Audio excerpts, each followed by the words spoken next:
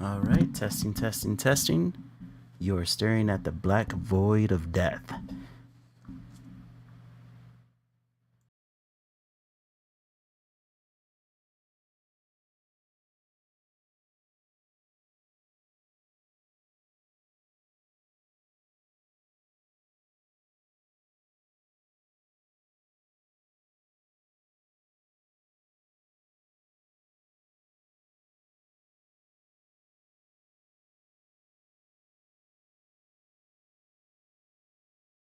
Thanks. Okay, they can hear us, I think. Yeah, they can. All right. Oh. Okay. I think we're ready. All right. Happy Friday, boys, girls, and everyone in between. And welcome to another SO Art stream. We are a studio created by artists for artists. I forgot what I was going to say for a second there. Even though I've said this a couple of times now. And in our sketch sessions, we talk about anything that crosses our mind while creating human art. I am Esso, and with me, as always, is the co-creator and motivator, Miss Lily. Welcome back, everybody. It's Friday. It's Friday. It's Everyone's Friday. everyone's happy to be home from work. Hopefully, you're home from work. Hopefully, you don't get to deal with any kind of lingering projects and you just get to chill. Let's see. Is it grid view that I want to see? Yeah, there we are. Okay, so what are we going to be doing today? Let's see. Today's an experimental day. We pretty much get to draw whatever we want, but we're going to be experimenting with styles and things that we haven't been working with in a while. What do you think you're going to be experimenting with today, Lily?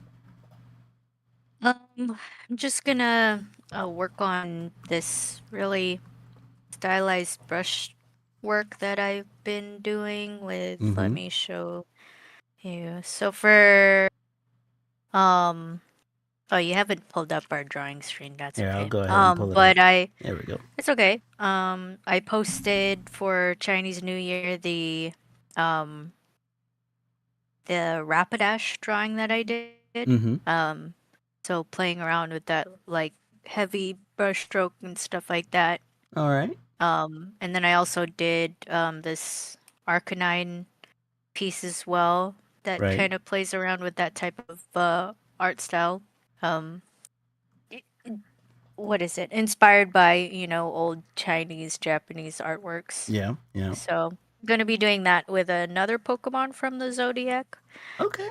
So yeah. That sounds like fun. Um, I am tackling.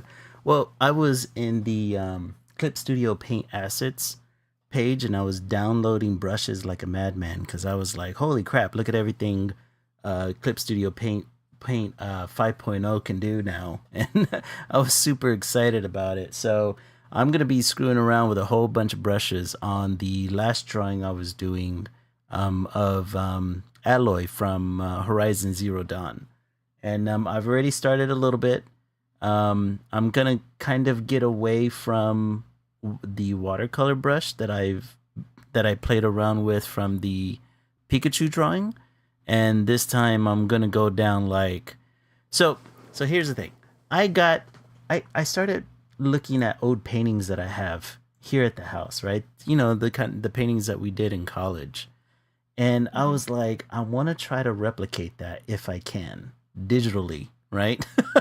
Okay. so so I'm going to mess around with that. I'm going to see what I can do with that today. Try to I guess try to create something that's a little bit more something that looks a little bit more illustrated. We'll see how far I Mhm. get on it. But before we do, let's get a little housekeeping out of the way. First thing I want to do is thank Horace 3000. You remember Horace from college, yeah? You don't No. remember him? He was in a lot Sorry, of no. he was in a lot of He was in the art club, from what I remember. I had a number of painting classes with him. Um, and yeah, yeah, he just got through following us on Twitch, and we greatly appreciate it, man. We hope to see you here later on. Of course, we have Mark and Forest Hammer in chat. What's up, guys? Hey guys. How's it going? Mark said that he was hoping for more Pokemon, and you are gonna get it tonight. Um, Outside of that, just to keep up the housekeeping, if you're watching on stream, join us in the chat. It lets YouTube and Twitch know that you're here and counted for. If you're a first time watcher on Twitch, hit that follow button. And if you're watching on YouTube, be sure to hit that like and subscribe. In chat, you will find Miss Lily's Instagram and TikToks. She will be at Lily Lilac Draws, all one word. And of course, her links are in chat. And if you want to see more art, more clips, or donate to the studio, head over to the link that's in chat, and that takes you over to our link spree where you can get all of our links all in one page. Um, Outside of that, let's go ahead and get some experimentation going.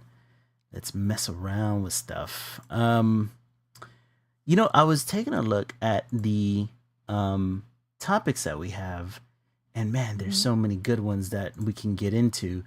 Do you want to get into yours first or get into mine first? What do you think would be a good starter for us?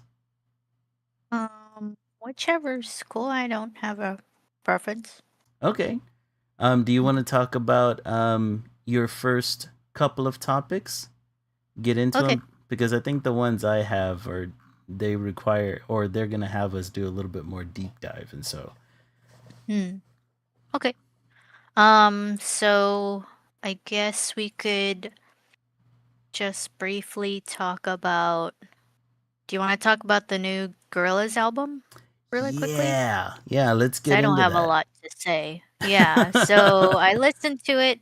Mm-hmm. Um, and one thing I've always liked about the Gorillaz was that they don't follow a set genre of music. Like they're willing to uh, do any style of music. Mm-hmm. j- and it feels just like whatever they fancy, kind of Right. like 21 Pilots. Like they do the same thing too. Like what kind of genre of music are they? I Mm-hmm. don't know. What do you feel into?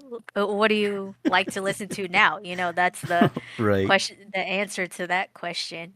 Um and that's to say that this album is really, it feels similar to one of their other albums that I haven't really listened to Mm-hmm. all that much. I've heard a few from that album. I can't remember the name of it. But it's definitely playing with this more chill type of Nirvana, like not Nirvana the band, but the feeling. Yeah. Yeah. Cuz it, and this is really telling of the music video that they came out with. There's speculation that the music video, the animatic that came out, is Mm-hmm. about them like being reborn, and Mm-hmm. the journey that they're taking to the cave or whatever it is, or the mountain, is the process that they're taking to be reborn. Um and I feel like that's kind of what the album sounds like. Like Yeah.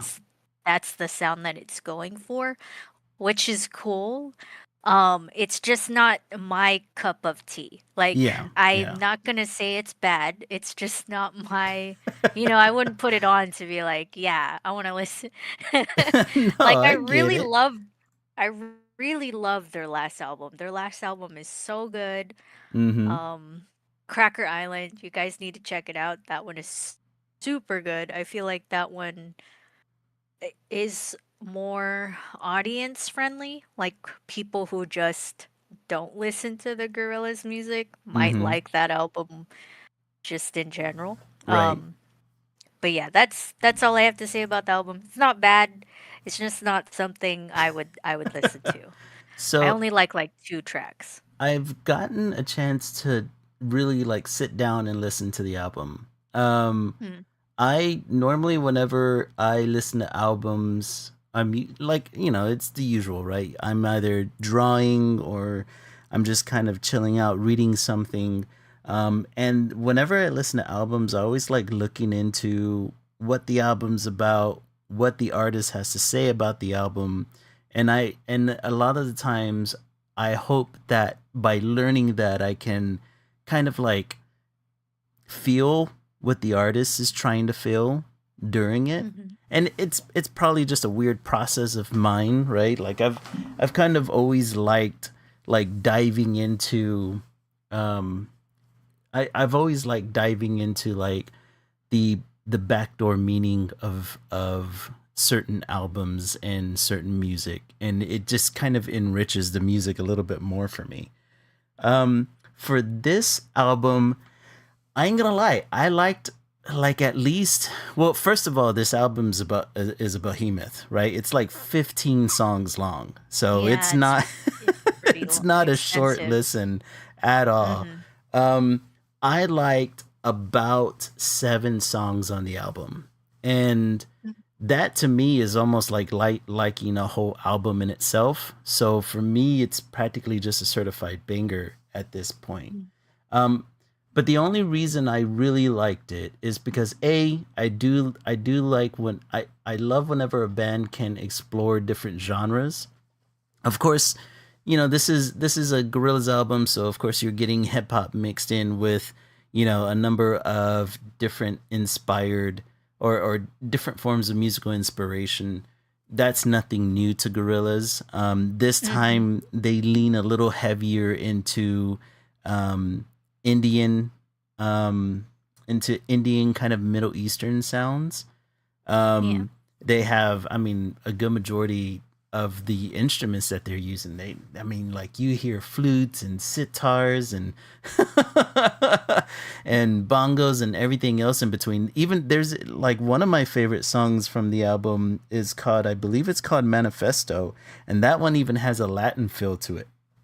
And that song's like 7 minutes long, and right in the middle of the song it like flips into like this hip hop beat, and it's fucking awesome. Because I just love it whenever a song can kind of like take you on a journey as you're listening to it. um of course, like, the story behind the album is interesting, because like I said, I looked into it. The album is a lot what you brought up, right? It has to deal with loss, and then what happens after you die, and reincarnation, because they're pulling a lot from the um, Hindu accounts of the afterlife, right? And they do that because apparently Alburn, which is the lead singer, and Hewlett, which is the artist behind Gorillaz, they both lost their fathers shortly before the recording of this album. So it played heavy into, honestly, it played heavy into the tempo of a good majority of the album. Like, I was talking to my SO earlier today, and I was asking her how she felt about the album, and she didn't like it. She wasn't that big of a fan of it either. And she said she wasn't too a big fan of the album because the it to her it was slower than a lot of the albums that she's Yeah. yeah that she's listened to Hmm. from the Gorillas, and that this didn't feel as light and as joyful as the other albums felt to her. Mm. So that's why she didn't resonate with it. But she made a point saying that I'm used to being into songs like this because I'm a gigantic Tool fan, and I'm used to like That makes these, sense. yeah, these these heavy subjects within songs, or listening to like Sleep Token and stuff like that. So having the slower tempos, it's kind of familiar territory for me. um but yeah, man, the more I looked into the album, why it was called the mountain. Apparently, the artist said that they described the mountain as a metaphor for the cycle of life, and Mm. how the base represents the vast jungles of youth and opportunity, while the climb represents the narrowing path of aging. Reaching the peak symbolizes the transition into what lies beyond, specifically reincarnation. So, yeah, and I mean, it's odd, right? Because I like just about 7 songs out of the album, but technically that's a little bit less than half of the songs on the album. Hmm. So on one hand, it's definitely a good album, and I only like half of it. But on the other hand, 7 songs, geez, most albums don't get beyond 2 or 3 for me. So yeah, man, it was a fun listen. I was listening to it today while relaxing after taking some having some heavy items hauled away from the house. So all this morning I was like doing some manual labor and working, and I finally got time to sit down and just kind of listen. And yeah, I was having a lot of fun listening to it. Of course, like there's some songs on there that just kind of, because for some reason Albert really likes singing on down notes of songs, and it can sometimes sound offbeat. And every once in a while, that tends to throw me out of some songs. But otherwise, yeah, I had a lot of fun listening to it.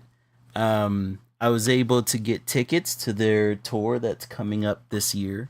Hmm. And so I'm excited to see what songs they decide to bring with them on the concert, or if we're gonna get some oldies but goodies. I'm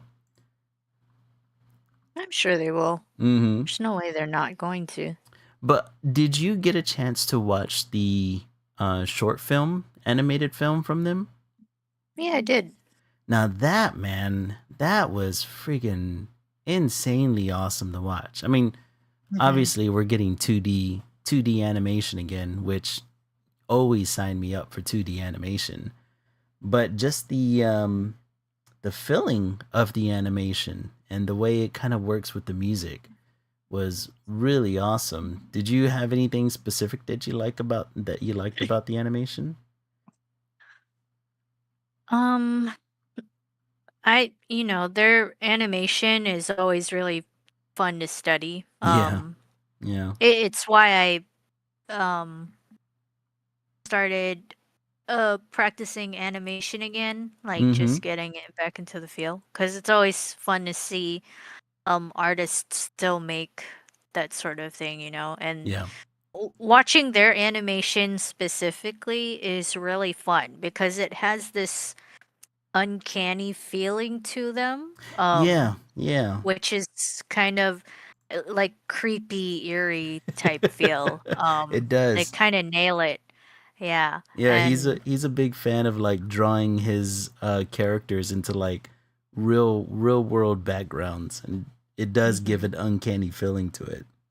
There's like just a lot of detail that goes into the characters, which Mhm. is insane because animating that sort of thing is really really annoying. So, um, You would know. just paying attention, yeah, just paying attention to that sort of thing is super fun to Mhm. watch. I think I'm gonna change my Pokemon. Um, Even seeing the animation that you released over the week, the fishing animation that you made, you colored it, and it looked awesome, man. oh, that was Yeah, that one was really easy. It's Mm-hmm. just I don't know how many frames was in it. Let me pull it up because I'm working on another one right now Mm-hmm. for The Legend of Zelda anniversary. Let me pull it up.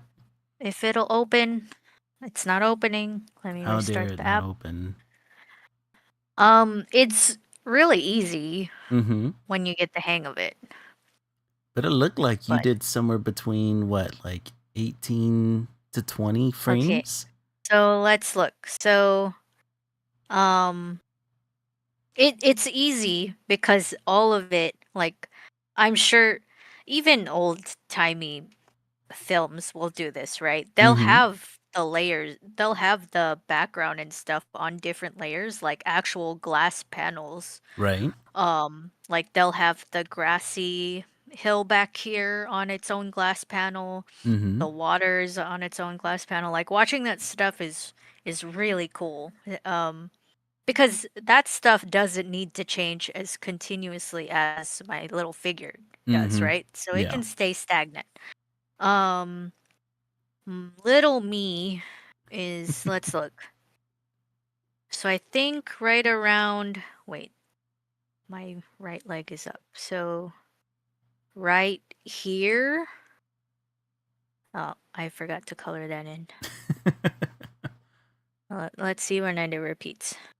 Oh, I think right here Yeah. is where I duplicated it. So at around 22 frames Okay. is where I drew all the little frames, and then Yeah. I duplicated the first 22 frames and then just copy pasted it to the back. And yeah, it's just a loop. You can And play it in then a loop the back and water, forth you have the water and the fishing pole on its on own different. layer, right? Yeah. And So those are being looped among, it looks to be like 5 or 6 frames on a loop. yeah, so the the fishing hook is animated in twos, which Mm-hmm. is the phrase you'll use if you're, like, if you see down here, one frame is held for I see. two, it's Yeah. not seconds, but Yeah, two one frames. drawing is held for 2 frames. Yeah, so Mm-hmm. that's what it's called, animating on twos, which is, I think that's what anime is animated on. It's Oh, on twos. yeah. Yeah. The water is animated in threes. So it's a frame is held for three. An image is held for 3 frames. Yeah. Okay. So, and then little me is animated on twos as well. So Oh, okay. Huh. yeah. It gives it Yeah. a pretty, it reminds me a lot of the Into the Spider Verse, the way that Miles was animated in kind of like that. I don't know whether or not it was in twos because I don't know Mm. the specific language, but the animation looked a little bit more. I don't know what's the word, choppy, I guess, compared to other Yeah. characters that were animated at a much higher frame rate. And that's Mm-hmm. kind of what it reminded me of. But it looks so cool the way you had that loop going through, man. Oh, that was really awesome. Thanks. Yeah, Sony Animation Studios is doing something really cool right now, playing Mm-hmm. around with their animation. They started with Into the Spider-Verse. Yeah, I don't remember the specifics, but each character is animated differently. But most recent one is going to be their. I haven't seen the goat one yet. I probably should go watch it. Oh, is that the Um, basketball one? yeah, the goat Yeah. playing basketball. I Mm-hmm. haven't watched that yet. But K-pop Demon Hunters is a good one because Mm-hmm. the the um what's the girl group? Huntrix? Yeah. Yeah. Mm-hmm. Huntrix, they're animated on twos. And Oh. the boy band group, the Mm-hmm. Saja Boys, are animated on ones. Um So they're a lot smoother. Yeah, so Huh. not just Huntrix, the Huntrix gang and the rest of the humans are all animated on twos. So they're kind of more Oh. choppy. So Yeah. then when you see the Saja boys, it gives them the appearance of like, oh, they're not of this world. Yeah. It's this Yeah. subtle like attention to detail that That's they cool. give Mm-hmm. through their animation. Yeah, so playing around with that, um, it's why I've taken animation, because when you start doing it, you have a deeper appreciation. Not that I didn't have an appreciation for it already, but Right. I always get curious, like how do you do that? How do you make that? And practicing it gives you like more appreciation of it. Like, Mm-hmm. damn, this is hard work. Yeah. I love it even more. Yeah. Like, how long did it take you to make that animation? Uh, let's see, out of curiosity, if it records how long my project took. History? It says undo steps 250. I don't know what that means, but is that how many times I undid something? That's I crazy. think so. Um, I guess it doesn't tell you. The Mm. duration of it is three seconds. Wow. And that had to That's have funny. taken you a couple of days, right? Yeah, I wouldn't be surprised if it did. Mm-hmm. I think if I sat down and did like nothing but worked on it, it would have taken me a whole day. Yeah. Yeah. But of course, But we yeah, gotta it's space not it out in our busy it's not lives. easy. Yeah, I was just doing it at work, so it's Mm-hmm. not as polished as I would have wanted it to be if I Mm-hmm. had the ability to clean it up a little bit more, but Pocopi came out, so I was like, I gotta finish this drawing. Speaking of Pocopi, Pocopia? yeah, Pocopia, Uh-huh. Pocopia, right? You Pocopia. just got through getting that game. No, I didn't. I don't have a Oh, Switch 2. Yeah, so I wasn't oh, I wasn't intending to buy a Switch 2 until a game came out, right? right. Um this is the game that makes me want to buy Pocopia now or Mm-hmm. the Switch 2 Right. because it's like, oh my gosh, it looks, and I've heard people say this, like Animal Crossing Mm-hmm. veterans say that this game is actually better than Animal Crossing, which is Really, crazy. that But I is think they're crazy. saying that because when New Horizons came out, Mm-hmm. which is the game that came out on the Switch, um everyone got so tired of it because we were all locked in Yeah. during COVID, and Oh, they did not update the game I as see. fast, even without COVID. But I'm pretty sure COVID hindered the ability to update the game as fast, right? Mm-hmm. Because of closures and all that stuff. Exactly. Um, even without the lock-in, I don't know if they would have been able to update the game as fast as they would have liked to. But they, Um, I mean, they still had. Let's see, what they did they update the game at all? Like after, I don't know, maybe a year of it being out. yeah, they did. Okay. They've had a few updates since then. All right. But, like I said, with COVID and the Mm-hmm. closure and people just playing this game And everyone being nonstop. inside. Yeah. Yeah, and it came out like around like the dreaded Easter um season. And mm. everyone's tired of that goddamn bunny being Mm-hmm. on your island and collecting the freaking eggs. That's annoying. Like, Mm-hmm. after doing that for a, a day, like just being locked in and doing that for days, Yeah. um, trying to find joy in anything you can. Right. I think that's what people remember of the game, sadly, and that's why they're looking at this game like, oh man, like this game is way better. And I think it's because Nintendo saw where they failed with Mm-hmm. Animal Crossing and they learned and they're like, okay, let's do this with this release of this game. I see. Yeah. Yeah, and it's Pokemon. Like Pokemon, You like add it to almost anything. yes. Yeah. There's going to be over 300 Pokemon in the game. Like right now you can meet 300 Pokemon. Damn.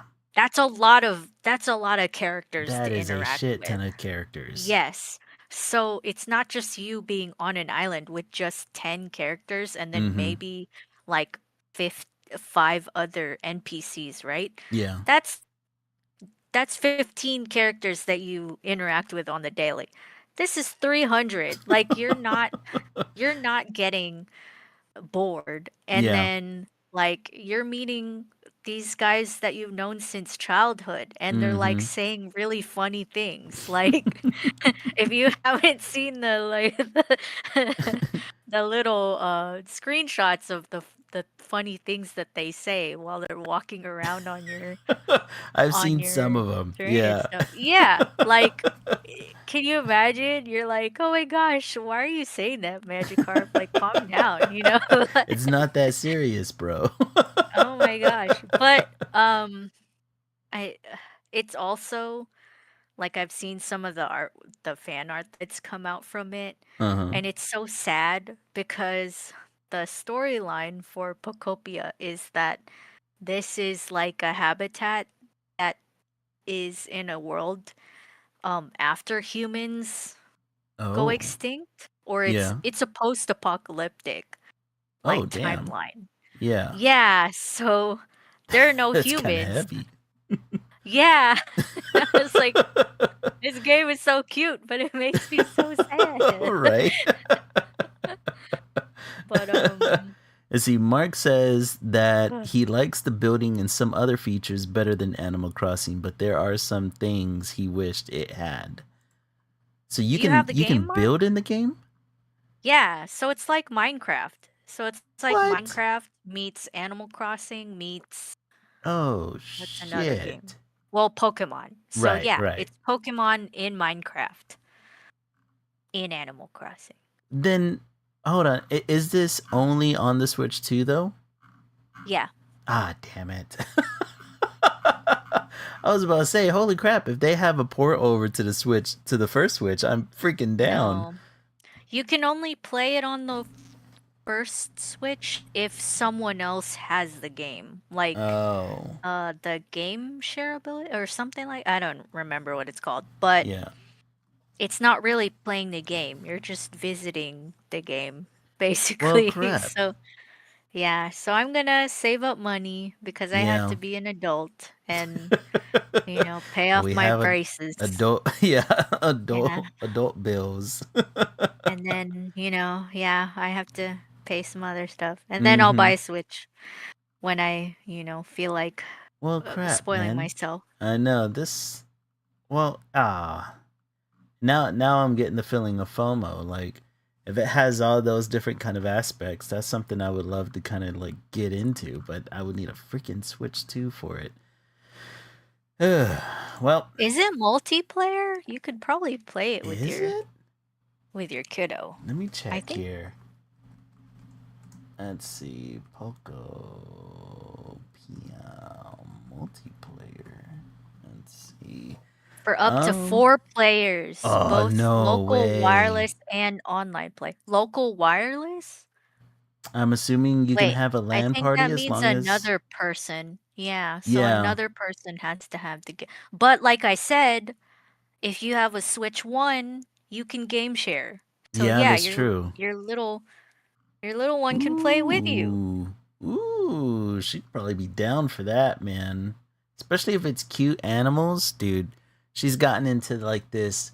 She's gotten into I don't even know what to call it. Anything that's small and has big eyes is just absolutely cute to her. So Ah, she's reached the era. yeah, she has. She's This is the reached perfect time. canon event. Yep. And then I can play with you guys and I can play with Oh, that'd Mark be and we're gonna have fun. a good time.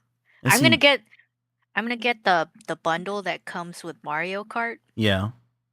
And I was just like, who am I gonna play with this with? I don't have any friends. But I'm just like, I played the Mario Kart on the Wii by myself and built and like beat all the cups. And then I played what's the word? The online Yeah. gaming and raced Yeah. against like people in the Japanese servers. So Yeah. I'll be Oh, okay. jeez. It'll be fine. You got this, Yeah. man. And see, Mark says that he does have the game and it's really good. He says you can share the game like old Mario Kart DS, where the person who didn't have the game played as Shy Guy. That's what I did, and then got the Switch to Mario Kart Day One. Okay, well, Yeah. So I'm gonna get one. It's gonna cost me an arm and a leg. But I have hope. So the reason why I'm getting the Switch too as well uh huh, is I think they really are gonna release Twilight Princess and Wind Waker on the Switch too. really, you, I don't I don't see why Nintendo does not want to make more money. Like yeah, apparently apparently the game system runs like freakishly well. mm-hmm, It's like really good. And then just how like it looks, and there's not a lot of other games that's on it that I think they're making a lot of money with, yeah. except for Pokopia right now. So they have to do it. Like, come on, Nintendo, please, Is please. well, I guess one of the questions I have, right, because I do have the original Switch and some games on it. Is the Switch 2 backwards compatible? Yes, I Good, looked that up. It is. good. And It's then, just, all the data that you have is saved onto yeah, an yeah, SD card or the mm-hmm. Switch itself. So you'd have to, Transfer it you over know, if you wanted to keep transfer it all of it. over one way. But That's true. otherwise, yeah, it's it's Hmm. backwards compatible. I mean, right now you can get a Switch 2 systems for a little under $450. That's not too bad. Is it I've only 450? I mean, Yeah, it I is. yeah, I'm looking at it through Amazon Prime right now. But yeah, for 450, that's not bad. I mean, most consoles are anywhere between $500 to $600, so that's much more on the cheaper side.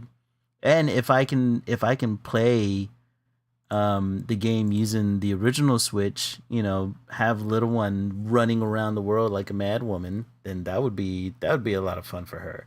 Because although like she's on a Minecraft kick, right? Minecraft everything. Mhm. This kid Minecrafts everything in the world. She can build stuff that I didn't even know she knew how to build. Did she watch the movie? Yes, she is Did addicted she to the like movie. did you like the movie? I did like the movie. After I got used to like the um I guess whenever I went into it, I didn't know too much about Minecraft, and then I started playing it with little one, and then I got into it myself, and then some friends got into it, and then we started building stuff, and then the more I got to know of the lore, the more the movie made sense to me, and then I just wholeheartedly embraced the goofiness of it all, which it kind of looks like that's what the actors did themselves, and then they just had fun, you know? That's good. So I haven't watched it yet, yeah, but it's man. If you watch it, it's kind of like you have to go into it just like even the actors kind of knew that it was just gonna be a goofball fun time, and that's Mhm. really what it is. It's a goofy movie. Jack Black is like the most Jack Black you've ever seen in your entire life in this movie. Um, what's his name? Jason Momoa fully embraces his goofy side throughout the entire movie, and That's good. and it's funny, the only ones that are playing their roles straight, right? Like as like somewhat seriously, are like the two youngest actors in the movie. They're like the straight laced ones, Mm. and like Is all it the their first is yeah, it their first exactly. movie? Yeah, yeah. It seems like well, one of them, she is. Did you ever see Wednesday on Netflix? Yes. So it is the actress that plays Wednesday's best friend, who's a werewolf, I believe. Oh, Yeah, okay. it's She's her. in that movie? She's in that movie, and she plays her role pretty like really like kind of straightforward much differently than the character that she plays on Wednesday.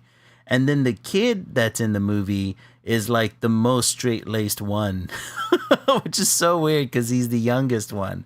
But like the adults, man, you can tell all of them are having fun the entire movie. They're just doing the goofiest shit ever. But yeah, if you're familiar with the Minecraft lore, it gets even you can appreciate it a little bit more, right? Because of all the little Easter eggs they put throughout. Yeah.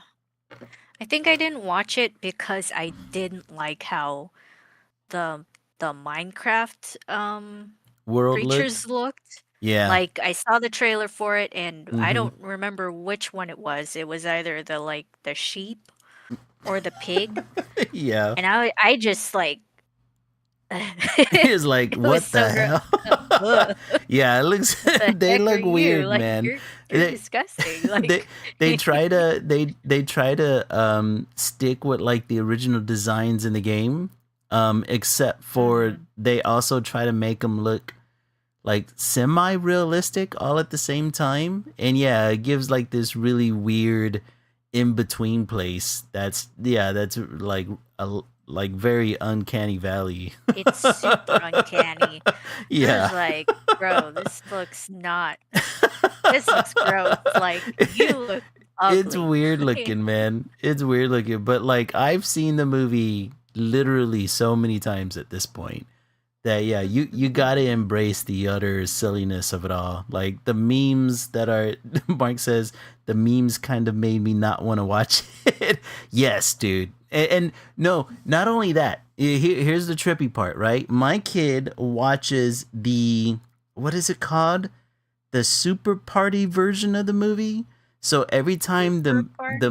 yeah, so like every time like the memes come up during the movie or the music comes up, it emphasizes the memes and the music with like lyrics and like it puts like flashing words on the screen. Like it really embraces like the ridiculousness of the memes.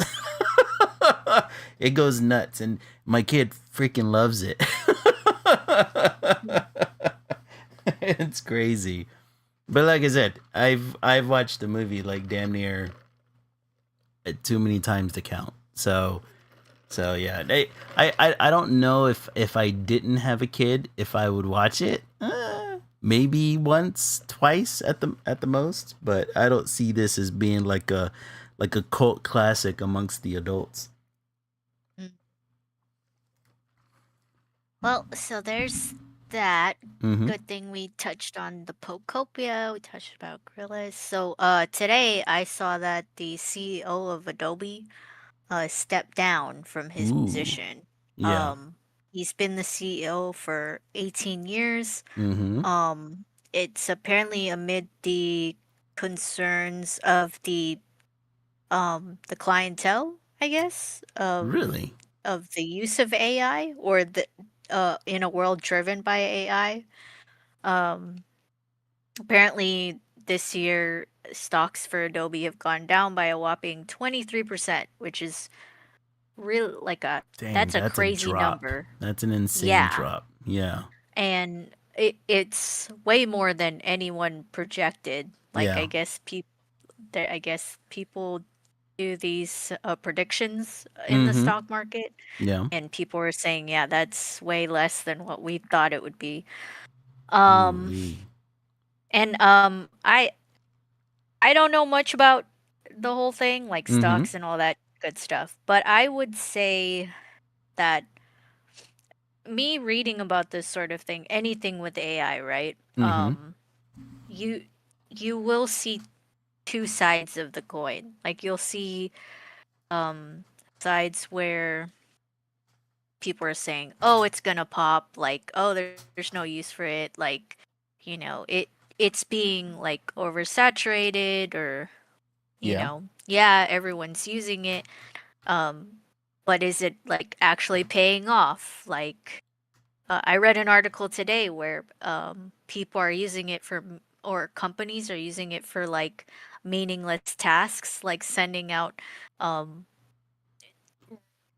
what's the word? Repetitive emails and stuff like that, right? Yeah. Mm-hmm. Just stuff that, yeah, you could do it yourself, but it's like super repetitive and Yeah. Why waste why the should you do it manpower? if you can get a yeah, if you can Mm-hmm. get a robot to do it, right?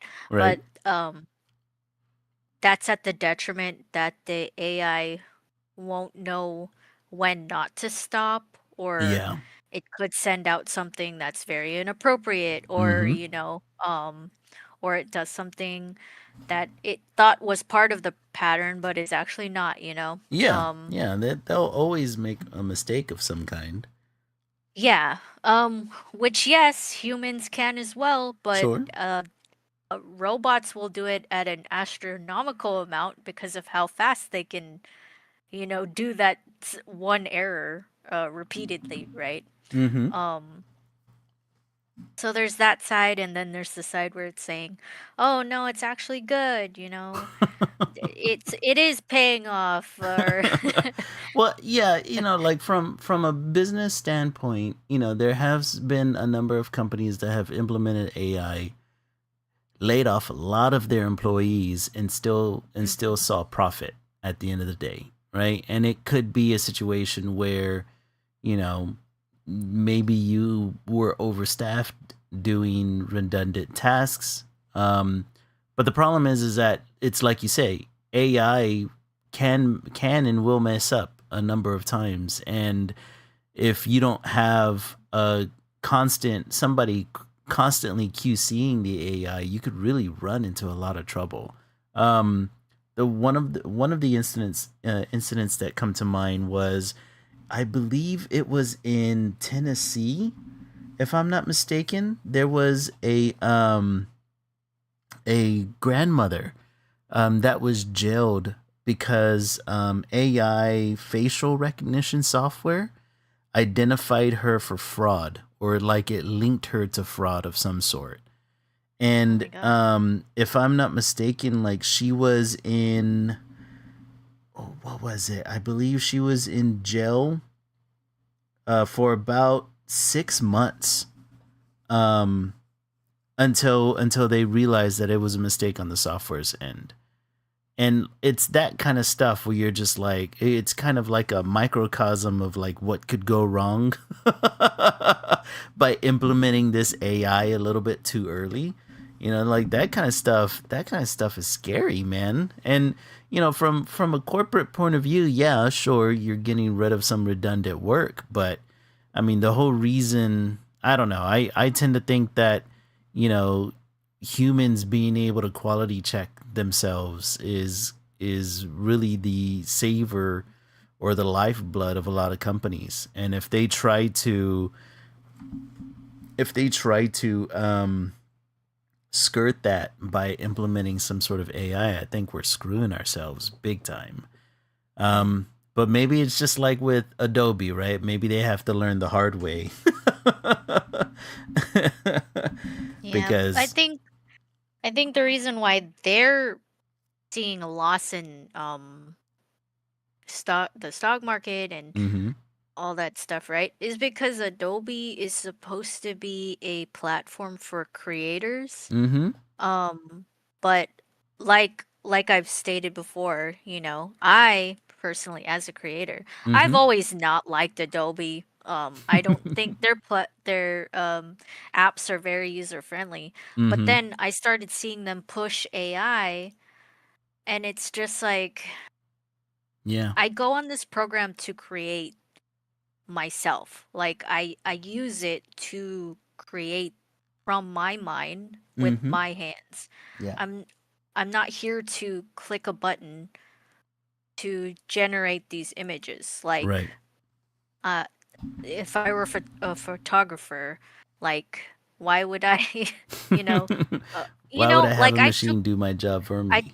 yeah, I took the image, and the fun part is me editing the image. Why would I go to an app that I'm using to edit the image that I took Yeah. to generate basically a new image out of the image that I don't know. Mhm. Like it, Like bleh. why But have an algorithm touch up something that technically that's the whole reason why you got into the discipline to begin with, is to learn the techniques and to express yourself artistically. Like why allow an algorithm to do that for you? I think you're right. It takes all the creative fun out of it, and it replaces it for something that's supposed to be what, like more efficient. like art's not so like I can go into a whole thing, and I'm trying not to go into a rant here, but art is not supposed to be efficient, guys. Art is a creative process. It's supposed to be slow and laborious, and it's supposed to be expressive. I'm not supposed to be able to recreate my art on some conveyor belt, of some algorithm constantly shitting out something that looks somewhat like my art, right? It's supposed to Mhm. be personalized.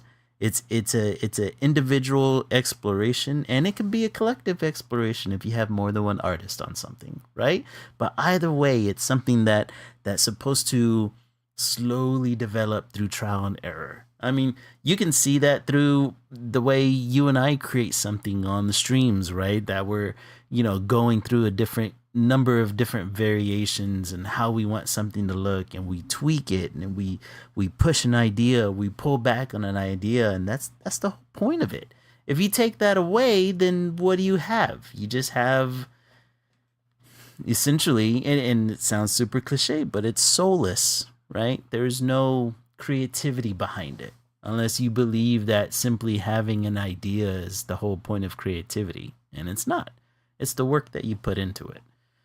Mhm. And yeah, I pretty much have wholeheartedly dropped Adobe, um, except for work, of course, because I have to use Yeah. Adobe in my job. Um, Mainly because they started pushing the AI. Like I'm an old school Adobe guy, and I've been using Adobe since freaking high school. And I don't want to say how far back high school was because it would depress me a little bit. But Mhm. I've been using Adobe for a really long time. I think one of the first bootleg software that I've ever had was Adobe, because back in the day, owning Adobe cost you like $500. And I remember having a bootleg version of it, and I had that bootleg version forever until they turned into the online subscription model. Um, so I was used to it, right? It was my bread and butter for the longest, and then whenever they started implementing the new features, and whenever they would literally put a prompt in my way as I was drawing or creating Oh. something, it was just like, yeah, you lost the plot, Adobe. I mean, you just Mhm. lost it. Like, Yeah. sure, you can implement different software techniques to help artists, as a tool, and Adobe's done that before.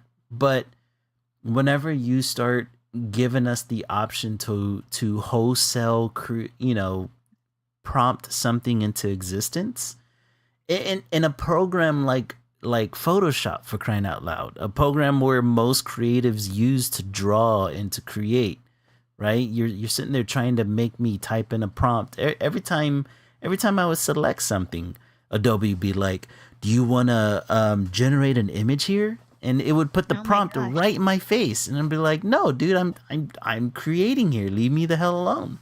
Um, it got annoying.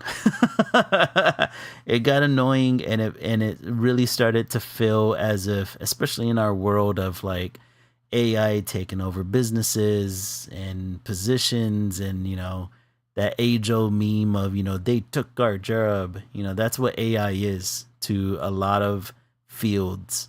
And whenever AI quote unquote artists started to hit the scene, I mean, they were at the end of the day, Adobe, you're on the wrong side of history on this one. So, you planted your flag on the wrong side. You got a little too carried away with the technology, and yeah, it looks as if you're hurting because of it now. And I mean, the only thing you can do as a consumer and as an artist is be like, oh well, you backed the wrong horse on this one, man. Mhm. You messed with your own user base. Like, why would you do that? Yeah. But yeah, so if they hurt because of it, hopefully they learn from it from this. But I've already switched over to Clip Studio Paint, and I just got through learning that I could use the front facing camera on my tablet to now position a 3D model of a hand to any position I want. So yeah, I don't think I'm gonna be switching Ooh. back anytime soon. Yes, Yeah. they just released that. I believe I got the update today, and yeah, it tracks your hand, and now you can have a 3D model of a hand so you can use for reference. It's awesome, That's pretty cool. right? But there goes that news for Mm-hmm. Adobe. Um, Last one, I'm just gonna briefly mention. So have you ever heard of limited run games?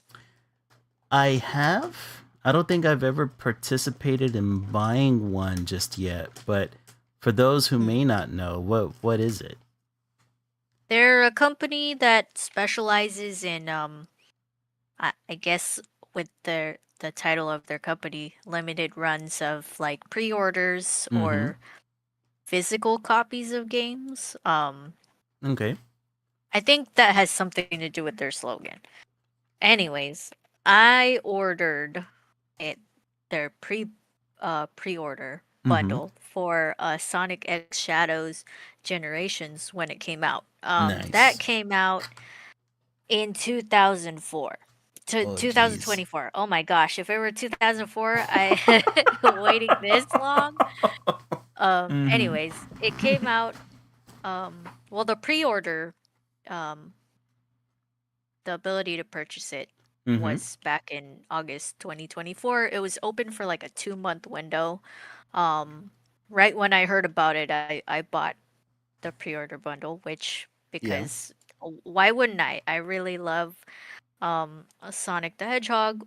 Shadow the Hedgehog is probably my favorite character in the franchise. Mm-hmm. Why wouldn't I buy it? It comes with Right. this cool statue, like Oh, I a see. So this is physical like a soundtrack. collector's bundle. Yeah. Yeah. And that's what they supposedly quote quote specialize in. Mm-hmm. Now, I didn't know any of their past controversies, um, but they're in some hot water right now because Ooh. nobody messes with the Sonic the Hedgehog fan base Fandom? apparently. Yeah. Yeah, don't mess with the Sonic the Hedgehog, okay? But so, like I said, pre-orders were set to be purchasable in 2024. That's when the game came out. And then they said, okay, we'll go into production and it'll ship out July 2025. And they ship them out in batches. Mm-hmm. Um, that's to say, I didn't um, You weren't a get part of my that group? bundle yet. Yeah, I'm not in the batches, Mm-hmm. but some people received their batches. And I only looked this up because I was like, what's taking so long? Because I had to keep asking them, like, hey, where's my bundle? Where's my pre-order? I paid Mm-hmm. like $280 for this. Where's my stuff? Yeah, And seriously. yeah, and they kept saying, oh, we do them in batches and stuff like that. Um, So at that point, I was worried. I was like, is this like a real corporation or did I just get scammed out of Yeah, $280? is this an Etsy account running Yeah, or like whatever, moonlighting as an right? actual company? A sham? Like, Yeah. so I looked it up. Like, first I looked up if they were a real company and if they Yeah. if Yeah. they Yeah. distribute anything. Like, did I just get scammed? People said, no, you do get your stuff eventually. But then I looked up specifically for this bundle, and people were coming out saying that the production quality for the statues themselves is really bad. Yeah. Like, Yeah. some of the stuff came in broken, or the paint jobs on them were really terrible. Like, definitely not $280 worth So production quality, right? so do they create these um with With the Sega. yeah, with Sega and the developing companies license agreements, or is this kind of like a it almost sounds like this is like, a fan creating these things, or is this like, or is these like legitimate products? I don't know that much into it, Mm-hmm. but um I would assume so because they are able to, with the pre-order bundle, sell the game itself. Like they sell the Oh, yeah, games, that's true. And the you know. soundtrack. At the very least, you would have to get permission to do it, right? Mm-hmm. Like, you know. Um, but while I was looking them up, they have had controversies of releasing their products not on time. Like they would be past due. Mm-hmm. That's part of their previous controversies, but this run of this bundle specifically has just been so bad that it's been making the rounds. Um, I was curious about it because well, when I last searched them up in like February, Yeah. because I was like, where's my stuff, you know? Yeah. And I was thinking, Rightfully man, so. should I just cancel my order and get my money back? Mm-hmm. Because it's not a, that's a pretty penny, like, Yeah, yeah. 280 is no joke. um, but yeah, they released another apology just this week, like earlier Mm-hmm. this week, like saying we're so sorry for another delay. Yeah, yeah, I Um, see that here. It says, yeah, so effective immediately, we're pausing any additional shipments of the collector's edition in order to yeah, start a completely new production style that matches what fans expect from premium collector's edition offering. So they're yeah. having to switch manufacturers of this, apparently. It Oh says, my if you've god. already received your collector's edition, you will not be left hanging. We will make this right for every affected fan, including those whose orders have already shipped. Within the next 7 days, we will email all customers with clear options and next steps. And they sent this out on the 9th. So what was that? That was on Monday.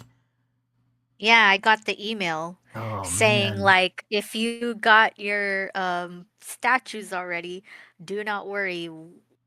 We will send you a brand new statue. You don't have to send in your old one. Mm-hmm. Like, and it's going to be free of charge. Wait, That's but how bad this got. I mean, from the advertisements that I see, the statue looks badass. I mean, you've got It looks Shadow. amazing. Yeah, you got Shadow and Sonic on top of a Dreamcast, and that hits nostalgia hard.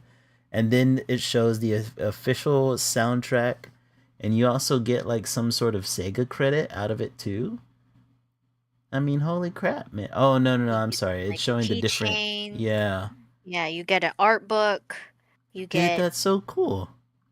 yeah. But So if you look up the statue, mm-hmm. like they make Shadow look super Yeah. cross-eyed.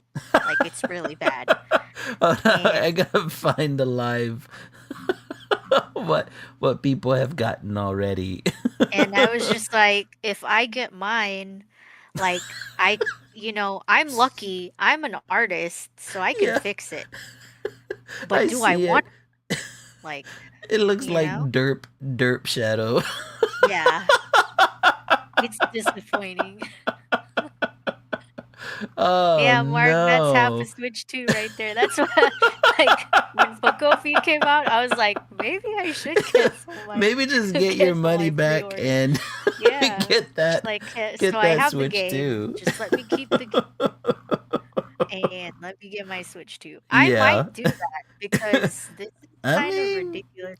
But yeah. then, but then when it comes out, like, and it actually looks really cool, You're gonna be I mad at won't yourself do for that. having Yeah. So you know I what? get I'm it. just gonna hunker down. I'm just gonna but they I get better it. they better fix it. They need to come through. I mean, damn, they're They 2 years in better the fix it. making. Um, but yeah, so the CEO apparently stepped down. He Mm-hmm. was the co-founder of the company, Hmm. and one of his quotes was that the company could benefit from new leadership. And I'm thinking, yeah, maybe you are the guy that did all this. Like Mm-hmm. you're cutting corners just to make more money, and you pissed off the wrong you pissed off the wrong fan base, bro. We we do not play. Yeah, you guys were a dedicated bunch, I tell ya. Yep, don't play around. They bullied a company Mm-hmm. into re Redoing redoing the the graphics of animation. a whole ass movie, all right? Yeah, don't play. Mark says that he can 3D print you a Shadow and Sonic figure if you need it. Yeah, but there's just I really want the art book and Yeah. the keychain that comes with it. Mm-hmm. I'm in too deep. I've waited this long. I've waited this long. Yep. It better be good, It is better be all I'm worth saying. it. It better be good. I might email them and be like, "Hey, if it comes in and it's still shit, can I just return it and get my Yeah. money back?" Cuz Mm-hmm. yeah, no. I mean, That's the least y'all owe. literally, Y'all owe it, after waiting 2 years, they should just give it to you for free. right? What the heck? Mm-hmm. Goodness, man. It looks That's what cool happened. though. The advertisements look cool. I ain't gonna lie. I would From fall for it what as it well. looks like, Yeah, I from would what it totally should fall look for it. like, it looks amazing. So Mm-hmm. I'm Yeah. just gonna wait, earn my money, Mm-hmm. buy a Switch 2. That's funny. Maybe Golly. fix it if it comes in like shit. Like so Pussifer has comic books coming out related to their album that they just got through releasing. And I wanted to get the first issue of it whenever it first came out, but it sold out like literally right away, right? Because you have all those stinking resellers out there that are constantly buying up these books. So whenever they came out with the second printing of it, I went ahead and I caught it just in time and I ordered mine. It took me like damn near, I don't know, it felt like at least 2 weeks for the comic book to finally get here. And whenever it got here, apparently they sent me somebody else's order.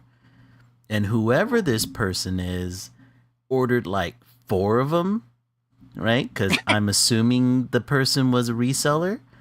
So whenever I saw Ah, that, I said, fuck them. I know I it's only mine paid for now. one of these, but it's mine now. You didn't have Screw it. to. I Mhm. guess you didn't have to return it, huh? Nah, no, it's fine. It's fine. It's better in my hands than a reseller hands, right? I guess. Hey, man. Hey man, hey they messed up on the order, not me. Yeah, that's okay. You're good. Oh goodness, I hope you get that statue soon though, and it better look badass because for as And I long as better you've get been four of waiting, them yeah, you better because get four of them.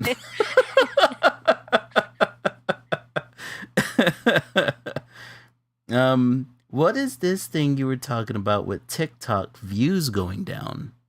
I personally haven't Oh, noticed I anything, but I briefly mentioned it, yeah. mm-hmm, I've been posting lately and mm-hmm, uh, I don't know. So it'll show you the amount of views that you get. yeah, Like I guess for the entirety of the time that that video has been up. mm-hmm. So let me just look.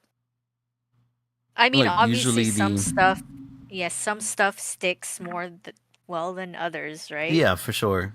Um, Yeah, let's how TikTok decides to get anything in front of people's faces is beyond me. I've just yeah. wholeheartedly accepted it as voodoo magic, and if for some reason, my posts get in front of more people than usual, I say yay, and if it doesn't, I'll be like, it was a hit or miss, you know?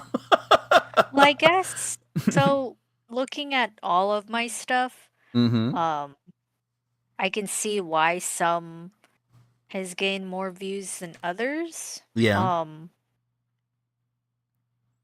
but so I guess that's just normal for me. I've just only now noticed it. Oh. But I so that's just one thing. I guess we can disregard that. But I have heard news that Mm-hmm. ever since TikTok relinquished its control of the US operations Mm-hmm. for like the American audience to American investors, Yeah. Yeah. That they've that been. I've heard, yeah, I've heard because of that, there's like a different push in the algorithm That and wouldn't surprise me in the slightest. censorship as well. Yeah. Yeah. Yeah, because I've been because every once in a while you run across videos, or sometimes I'll run across a video on a different platform like Instagram, where they're talking about like, hey, if you unfollow Oracle, Oracle's account, because for some reason everybody is all of a sudden friends with Oracle, and mind you, Oracle is the parent company, the American parent company that took over the American branch of TikTok. And they're like, if you block it, then your algorithm will go back to normal, because I did notice that my algorithm was all messed up, especially Hmm. on my personal account, right? My personal account, normally I get a good majority of political posts. A lot of times I'll get, memes here and there, funny skits and videos and all that. But then I started noticing that I was getting like weird advertisements and videos from like, what is that? Angel Studios, which I think is like a conservative movie studio. Um, Interesting. yeah, they're see Angel Studios. They recently released a movie. I don't know if it's like um, do you remember that movie called The Sound of Freedom? It was big for a little while, where it was like it was about human trafficking or something to that degree. No. No? Or Is it from them? yeah, it's from them. They also released this kids movie called David.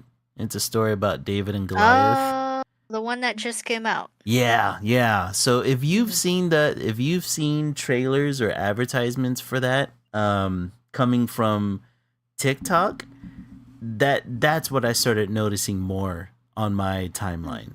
And I was like, okay, I am not the audience for this. A, not a child. B, not religious, like Yeah. I follow a lot of secular and atheist influencers. Like, why would you give Mhm. me this Bible story movie? And then I started noticing like I don't know who runs. I think not Turning Point. Crap, what is it called? It's the one that's run by Ben Shapiro.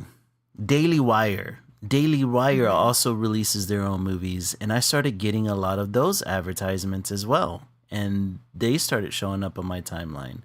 And I was like, what the hell is happening? Like, there's no way none of this stuff would ever pop up on my timeline, because I don't follow anywhere near this orbit, right?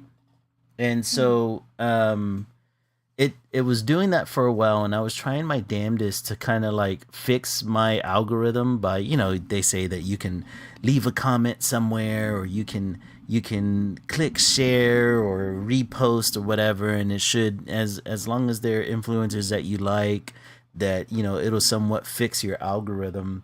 And then I saw the video on Instagram, I believe, or maybe it was even Facebook, where they tell you to block Oracle. I blocked Oracle, and then all of a sudden, or maybe not all of a sudden, maybe I just noticed it. My algorithm started looking normal again. Hmm. And Should so, probably do that. yeah, because I don't know if that's what actually fixed it, or, no company really like publicly releases what their algorithm is like, right? Which would be really nice for us creatives, so that way we can learn how to like best play the algorithm. Um, Mhm. but it's one of those things, like it's always underneath lock and key. You never know what an algorithm does. For all we know, it could be quantum science, right? It's just a mystery to all of us. So yeah, it wouldn't surprise me if, not only did your algorithm look different, but whether or not your artwork was getting in front of the eyes that you want it to get in front of. even if you're using the same methods that you used before, yeah, man, it could get like really weird and really different. And it's one of Mm-hmm. the it's one of the things I've been trying to become a little bit better at, right? Like, they say that you're supposed to post something every single day so that way the algorithm can take notice of you. And Oh my gosh. yeah, it's kind of helping to a degree, right? Like I'm back in what I try to do is like I'll post like a clip from the stream on there, about one clip per day, right? And it's something that I'm trying out this week. If it works out, then great, right? Like I'll you need to start reposting the clips as well, and maybe it'll help your the algorithm take notice of you too. Hell, I'll send you the clips. Mhm. But like, yeah, I wonder if it's a situation where maybe they're tweaking some things behind the scenes, but it doesn't bode well, right? Because we're in a really weird administration, with really weird sycophants, corporate sycophants, so it makes you worried that you're being fed stuff that you don't want to be fed. And so, yeah, yeah, we got to find a way to game the system somehow. Something Mhm. little by little. Fight the machine from within. I don't know. Um, but speaking of fighting the machine within, I'll go into one of the topics I had on the list. Mhm. If you're done with your topics, have you gone through everything you wanted to go through? Yeah, I think we're good. All right. So, um, it seems as if the White House has memed itself into some hot water with a number of creators and anime companies. Mhm. And let me see if I can explain this in a way that makes sense. So, this past week, the White House released a Twitter post. Um, it was a video, and it was a pro-war video that was released on the 6th of March. And what it does is that it splices various pop culture clips um, in with military footage of the conflict that we're currently in with Iran, right? So they mix in different things like, let me see if I can list all the things that they put into this video. They put Top Gun, Braveheart, Iron Man, Gladiator, John Wick, Christopher Reeves Superman, Breaking Bad, Transformers, Deadpool, Dragon Ball Super, Star Wars, Yu-Gi-Oh, and Mortal Kombat into this video. And it's just different clips from all the different properties saying things as kind of like a way to say America, fuck yeah, right? Um, And this was the White House and that this posted. was the White House. Oh, our leaders, folks, are memeing our fucking administration Twitter is of run of by all a bunch places. of children. Yes, like high school, like high schoolers. It's insane. After the video was released, obviously a number of creators from these properties came out in protest. Right? You had the voice actor of Master Chief, because Halo was featured in the video. He came out and said, "Let me make this crystal clear. I did not participate in, nor was I consulted, nor do I endorse the use of my voice in this video or the message that it conveys. I demand that the producers of this disgusting and juvenile war porn remove my voice immediately." Mm. The official Yu-Gi-Oh account came out because a Yu-Gi-Oh clip was included, and they said, "It has come to our attention that a post on the White House's official X account used footage from the anime series Yu-Gi-Oh! This was made without any authorization from the rights holders Regarding this matter, no one associated with the manga or the anime had any involvement, and no permission was granted for the use of this intellectual property.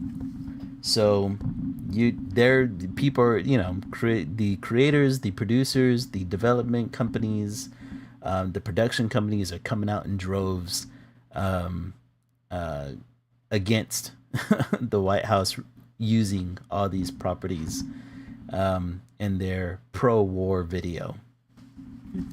Now the thing is that my take on this is that this is exactly what the White House wants, right? They do this on purpose just to get the reaction from any and everybody. And I think they want the reaction because not only does it spread the video, but it dulls public opinion of just the overall situation through overstimulating the public and desensitizing them, right? Because if you can desensitize people through memes, you can interject more and more horrific things into the general public, right? It's kind of what the White House and this administration is kind of famous for, right? Like they just are constantly hammering us with things.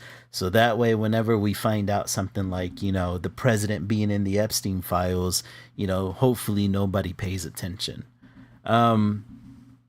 And I think it also obviously they're releasing this because it rallies their base. Although I would argue that most of their base probably have no idea who Yu-Gi-Oh is. Although I don't know, what do you think? Is there a lot of conservatives in the anime fandom? What's your take on that? Um, I I mean, I know there's a good chunk of them that Mm-hmm. are conservative. Yeah. I mean, there's some people who watch, superhero stuff and Yeah. all that good stuff and take the completely wrong take from them. Definitely. No Um, media literacy. yeah. I it I don't know, but I just know that them memeing using pop culture in what is essentially to market, like essentially marketing Yeah. Yeah, they're a war, marketing a war. pending So world fucking war weird.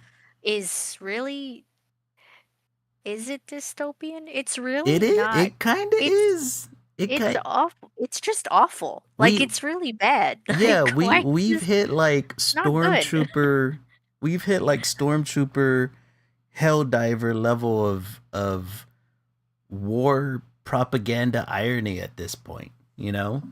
Like, like Just we're puts a bad taste in your mouth and yeah, yeah, it, like there's just and all this one of the first places that America bombed was being like a little an an elementary school for yeah. little girls. Mm-hmm. Like that's on the record, guys. Yeah, Like that's not yeah. something they made up. Like that's real. Mm-hmm. And Um well over 18 people died in that. 18 kids. Kids.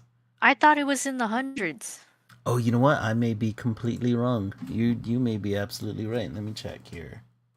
And I mean other than that, just it's a school, Yeah. for little kids. And uh, our president, basically people were memeing it because, it's a trauma response. What Mm-hmm. else are you supposed to do? You can only Yeah. laugh, right? Because it's Yeah. so ridiculous. But his speech just very much gave Lord Farquaad vibes. Yes. Yes, Um, it did. what is the quote? Oh, some of you may Some of you die. may die, but that is a risk that I am willing to take. Mm-hmm. And it's Yeah. just like, Yeah. no, no, dude, this isn't a game. Like, this is not a game. This is real Oh God. people. That's terrible. You're And you're right. and 110 children died, according to the yeah, BBC. and the Jesus. fact that they're even releasing this type of stuff, like even past the very racist AI video that they released that Yeah. the Yeah. White House released, like what was it? a couple weeks ago or Mm-hmm. something like that. Like the fact they're even letting them still post on their can someone just turn off the social medias for the White House, please? Well, and Just turn that's it off. the yeah, that's the BS part of it, right? Because Trump ended up suing a number of social media sites because at one time social media did have some dignity, and they would pull, political leaders off of their platforms if they were inciting horrific things. But apparently, you can sue a company and promise them favors, and they'll just let you do whatever the hell you want. Is what it seems like. Um, Mm, yeah, I think whenever stuff like this comes out, we need to address their cries for attention with like this kind of gross indifference, right? We need to, even though like right now we're talking about the post, we're talking about the video, we also need to talk about the overall issues, and um and it's I like that these production companies are coming out and distancing themselves from the video, right? That they're grossed out by it, they're indifferent, and they're saying we had no part of this, we didn't give permission to do this, this is not our these are not our views, these are not our ethics, these are not our morals, right? And then mhm, once they do that, then we need to have influencers come behind and list the issues, like focus, like let we have to make sure that everybody focuses back on the issues of that we have a administration who promised no new wars whenever they were elected. Now they're starting another conflict in the Middle East without congressional approval, right? And the mhm, fact that we are participating in another regime change, right? And we're losing, not only are we losing hundreds, apparently 110 innocent young lives, right? But we're also losing soldiers in this. I think we were above upwards of 10 some odd soldiers have died already, right? We need to keep mhm, focus on that. We need to keep focus on the fact that we haven't been given any kind of clear reason why we're even out there, for that matter, mhm, right? The fact that, you know, one of the first excuses that they gave is that Iran had weapons of mass destruction, even though apparently we had gotten rid of that in 2025 during Operation Midnight Hammer, if anybody remembers that, right? Or that, Israel was going to strike first and they were going to put American soldiers at risk, which apparently Trump is perfectly okay with putting them at risk anyways, right? Because apparently, as he said, some of you might die, and then everyone, Rubio and Trump going around saying that there was a imminent threat coming from Iran, even though our U.S. intelligence didn't confirm that, right? So mhm, those are the real issues of the conflict, and we need to keep reminding everybody in the face of, you know, a fucking memeing White House, right? We have to remind everyone that this is the real issues to the situation. Yes, the video is stupid. Yes, we need to decry the video as a poor attempt to get attention, but fuck them trying to get attention. Let's focus on the real issues of the conflict, you know? mhm, Um, Other than that, there was something else that I came across this past week about the DCU and a certain fandom that seems to be taking issue with it. So recently, this website called comicbookmovie.com ran an article saying, why is James Gunn making right wing extremists the villains in nearly every DCU movie and TV show? And what they point out is so far in the properties that they've released in the DCU, that is, of course, James Gunn is the executive producer of, is in Peacemaker season 2, they have it to where Peacemaker escapes to an alternate dimension where we lost World War II and Hitler's Germany essentially took over the United States, and we have a Nazi-fied or a Nazi-led racist and fascist nation, right? And the Property Creature Commandos, which is the first animation that came out underneath James Gunn's leadership, you had the Sons of Themyscira, and they were kind of like these incels, men's rights activists, because they believed that they deserved access to Themyscira, which, if anybody knows anything about Themyscira, is that it's the island that Wonder Woman comes from, and it's a all woman island, right? No men are allowed there. Um, and they were being led by Cersei, who is one of the main antagonists in the story, as a way to kind of get back at Themyscira. She wanted to roll over the island. Um, and then, but that seemed to be like a theme that was going on through that series, because you also had Frankenstein's monster, which they named him Eric Frankenstein. And one of the main heroes in the animation is the bride. She's Frankenstein's bride, right? What we know from the literature. And the entire time she's running away from him because he believes her to be his soulmate, right? He believes that she was made for him. And so he was one of the antagonists throughout the entire series, because it seemed as if like he felt like it was his right that she was his rather than not, right? And then of course you had, do you ever remember seeing the GI robot memes everywhere? Did you ever No, run into those? maybe just don't know it. It was a robot in the series, and he's from World War II, and he was pretty much Mhm. programmed to kill Nazis. And every time he was around anybody who was even somewhat of a Nazi or a white supremacist, he would just go all out and just kill every last one of them. Um, Okay. and then there was another hero within the series where like he got his powers because he wouldn't sell his nuclear fusion to a fascist nation, right?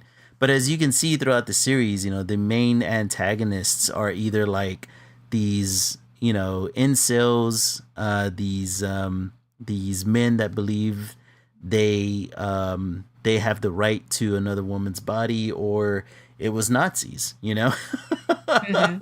and then you have the Superman movie, which you said you still haven't seen that one, right? No. All right. So in the Superman movie, one of the main conflicts that are happening there is that you had this country named Baravia, I believe, and Hmm. they were invading another country via like Russia and Ukraine, or like Israel and Palestine, right? And they were Hmm. going in there bombing this country, trying to take it over. And in the movie, essentially Lex was kind of like pulling the strings behind it because he wanted to own pieces of this other country named Jarhanapur, I believe it was called. Um, Kind of like the way, how Trump wants to have like a resort in Gaza once Israel's done, leveling the nation. It was kind of in that vein. And then of course, like in it, you had Lex Luthor hiring genetically modified monkeys to troll the internet and spread misinformation. Like there was a lot of there was a lot of parallels between modern day conservatism and internet culture. But essentially, what this article was saying is that it believes that the DCU was pigeonholing itself into like a far right extremist villain issue, and that it was only doing this because of today's political climate, and they thought that villains should have more like challenging or I'm sorry, heroes should have like more challenging villains, and something that challenges audience perception. And their main argument was that all the DCU is doing is kind of like just following headlines instead of giving the audience real villains. And so whenever I came across this, I was uh, I was kind of taken back by it, only Mhm. because I don't think that James Gunn is whipping these villains out as like a commentary of today's world. Even though, right, like most art takes from contemporary events, right? Just like Mhm. back in the old days, they had Captain America fighting Hitler, right? Because Captain America came out roughly around the time of the Second World War, and Hitler was probably one of the greatest evils at the time, right? Um, I think that's what we're experiencing today, where I don't think James Gunn is targeting conservatives or far right extremists. I just think that whenever it comes to finding the antithesis of superheroes, they just kind of find themselves fitting that mold. Mhm. Or as like one of my friends put it, they were like, well, if the shoe fits, Yeah. yeah, because it's like it superheroes normally rely on their own personal moral compass in order to address issues that they come across, right? Conflicts that they come across. Um, Whereas, like, the far right extreme ideology is that they follow a strict authoritarian hierarchy, right? Or like the fact that most superheroes work outside the law as sort of like vigilantes, whereas what we see with right extremists, they're all about law and order. What was the thing that uh we were talking about earlier, like, oh, they should just comply. Mhm. Or like, like superheroes nowadays have become more diverse and inclusive, right? Whereas extreme right wing ideology is more about, ethno nationalism. You know what I mean? And so it's Mhm. like the heroes are being challenged by their villains, but it just so happens that far right extremism kind of fits the bill. And you can't get mad at somebody like James Gunn for just p- pitting superheroes against the villains that they would normally go up against. I think Mhm. if it mirrors our world a little bit too much, well then I just think we're living in a shitty timeline. Mhm. Right? It's like it's not our fault today's headlines are mirroring villains from comic books. Mhm. I don't know. Like um sometimes I try to think about like the kind of villains that you run across in like other mediums, and how they could possibly be reflected against the culture that they come from, right? Like comic books coming from like Japan, right? I think I don't know. What do you think? Do you think villains in like mangas or animes, do they tend to be more black and white in the sense that they're just evil for the sake of being evil, or um are they more sympathetic villains and they have a reason behind why they do what they do? And does it reflect, do you think that they possibly reflect the culture coming from Japan, or are they just simply writing good good or bad villains? Hmm. Let me think about an anime where there was a clear villain. And where the villain wasn't the main character. Mm-hmm. And Where they could possibly be sympathetic, I guess. no, I think for Japan, it's at least in my experience, Mm-hmm. uh, they've just written clearly evil characters. Yeah. Yeah. So like for some reason I'm thinking about Sword Art Online. I'm Mm-hmm. thinking about the like okay, so I think the first season's villain, quote Yeah. quote, the antagonist, um, could be. I think if you were like into that sort of idea of living a digital life, you could sympathize with the villain. Like, yeah, I could get Maybe behind just this a little guy's bit. ideology, right? But Yeah. I think that, yeah, but the fact that I think it is clearly evil because they didn't consent to that, right? Yeah. Like, so that's clearly evil. I'm thinking about the uh, the fairy arc. I can't remember which one. I think it's the second season. Mm-hmm. And that dude was clearly evil. Like Mm-hmm. Yeah, just like evil for the sake just of. yeah, just because they just, they look out for themselves. Like Mm-hmm. it's purely selfish reasoning why they Yeah. do what they do, which is Yeah. clearly evil, right? Mm-hmm. Um whereas a lot of like namely a lot of the Marvel villains, Mm-hmm. um or even some of the like Disney antagonists Yeah. like Pixar and stuff like that. You can sympathize with them because you can understand why they did what they did. They're just Yeah. doing it in a Yeah. way that's like not good.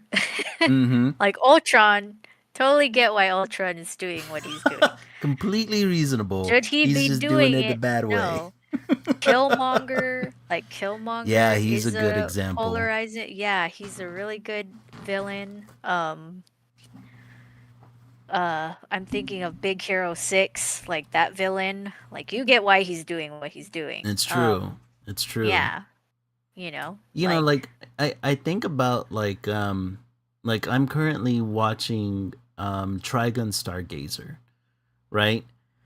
mhm. And the main villain, Knives or Million Knives as he wants to be called now, his motive behind wanting to destroy humanity comes in the form of I just want my own people to survive, right? Like I want to create a paradise for my people. Everybody else can die though, right? And he holds a lot of trauma from his childhood, which is why he thinks that way. Or, like for instance, some villains that come to mind is like a lot of the antagonists that you run across in Demon Slayer, right? They practically have whole ass episodes dedicated to showing you how they became demons. Oh, but yeah, but those ones, you know, like when you learn why they became demons, at Mm-hmm. least some of them, like you learn to sympathize with them Yeah. because you learn Yeah. also when they become a demon, they don't remember like Mm. why, they don't Yeah. remember a lot of their human memories. I think they remember that they were human at one point, but they learn to like, oh, why was I ever human? Like being Mm-hmm. a demon is amazing. But then when they die, they learn They're like like, oh why shit. they became a demon. Yeah. Traumatic So, memories coming all back. you know, yeah. So for that though, I think the main guy, like we don't know his story yet, but he's Mm-hmm. purely evil because he's just doing it for selfish reasons. Yeah, I'm You know. wondering what that's gonna be, especially now that the movies are gonna be closing the overall story, right? They should go into how Oh he yeah. became what he became. I think I mean they have to. They're going to do it. But Mm-hmm. it's going to be interesting to see. I can't wait. Which by the way, bringing that up, a Demon Slayer did win an award Oh The yeah, last movie won an award in nice. Japan for I think it's animation. Mm-hmm. It was pitted against the Chainsaw Man movie and the last Detective Conan movie, Yeah. and then another movie, but it won. So Man, what I've seen from those yeah, clips coming from that movie, it deserves it because that animation's it is fucking beautiful. it's so good. like And you haven't watched it yet? I have not watched it yet. I need I'm working through the Demon Slayer Catching up. seasons. Yeah, I'm catching up because I also what was the other one that you wanted to talk about on the stream? I had finished Oh, Dr. Stone. Dr. Stone, you Yeah. caught up? Yep, I'm fully caught up now. Oh my Now god. here's the thing. Gosh. Here's the thing. I love the series. And I love that in season 4 and 5? There's 5 seasons now, right? I think it's four. Just We're 4. still on four because Yeah. it's It was coming out split in into three parts. yeah, it was yeah, I've seen the first 2 parts. I'm glad that the animation got amped up. I don't know about you, but I always remembered the animation being pretty good. Well, the animation has always been kind of hmm. So Because the so art style is like the art it's really style is different. really yeah, the art style is really different, but the art style is really good as well. And I don't think it had like Studio Mappa level of attention to the art style. Like sometimes it had a lot of like slideshow isk type of animation. But Oh, okay. for me, the story is so good, and that the original designs are so good that I didn't really care Mm. because Yeah, I I wanted to understand. keep watching. um, and then they got a significant bump up in the production. I guess production funding got jacked up during seasons 3 and so far in 4 because that animation has gotten tons better. Um, Mm. and then, but yeah, man, the story. See, and that's another thing. In Doctor Stone, a lot of the villains in that story, a lot of them have their own specified reasons that are justifiable to a degree of why they're doing it. Yeah, Um, that's one where I can say that mm-hmm. they're not good or evil. It's just Yeah. they're doing something that it seems well, the reason why they're doing it is reasonable. Mm-hmm. The way they're carrying out is not. Like the first Yeah. guy, um, what's his name? The Oh, really pretty dude. the gorilla student. Yeah, Yeah. like I get why he wants to do that. Like Yeah. totally get it. Mm-hmm. Should he do it though? Like that's the thing, right? Exactly. It's It's like just not ethically right. Yeah. exactly. Yeah. It's like, hey Hmm. man, you're going Yeah. about this the wrong. Now the I thing get it. is, in seasons 3 and 4, Doctor Zeno, um, Mm. I don't know if he has good justification for what he's doing outside of him being power hungry, but it's the fact that he cares more about discovery is the reason why he starts working um with the Senku? yeah, the science, the nation of science. So I think it's interesting because Dr. Zeno, he's very kind of a self-serving individual. Oh um yeah, he's selfish. oh yeah, super selfish. He just wants the power. But it seems as if he respects science more than the actual obtaining of power. And I think that's really Mhm. he's a real interesting character because it's like he's gonna work with the main group, but there's a part of him that's like I want to rule it. I kind of want to rule it all, you know. Yeah. Oh boy has layers, man.